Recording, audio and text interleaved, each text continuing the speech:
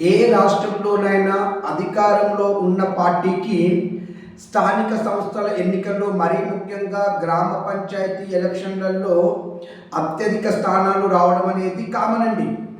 అయితే ఇక్కడ అత్యధిక స్థానాలు రావడం అంటే 65% మించి, ఇంకా మరీ చెప్పాలి అంటే 70% మించి స్థానాలు వస్తేనే ఆ పార్టీకి ప్రజలలో అభిమానం ఉన్నట్టు, ప్రజాభిమానం ఉన్నట్టుగా భావించాలి.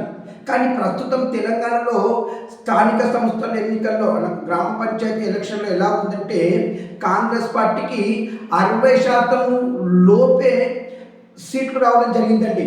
అదే బీఆర్ఎస్ పార్టీ దగ్గర దగ్గర 30% వరకు సీట్లు తెచ్చుకోవడం జరిగింది. ఏది ఏమైనా ప్రస్తుతం తెలంగాణలో జరిగినటువంటి గ్రామ పంచాయతీ ఎలక్షన్ల ద్వారా కాంగ్రెస్పై వ్యతిరేకత ఎంత ఉన్నదనేది స్పష్టంగా అర్థమవుతుంది. మున్ముందు బీఆర్ఎస్ ప్రభుత్వమే అధికారంలోకి రాబోతుందా అనడానికి ఇది ఒక గొప్ప నిదర్శనమని తెలంగాణ వాదులు చెప్తున్నటువంటిది. దీనిపైన మీ అభిప్రాయం నాకు కామెంట్ రూపంలో తెలియజేయండి. ఇట్లు దినేష్ గంగసాలి.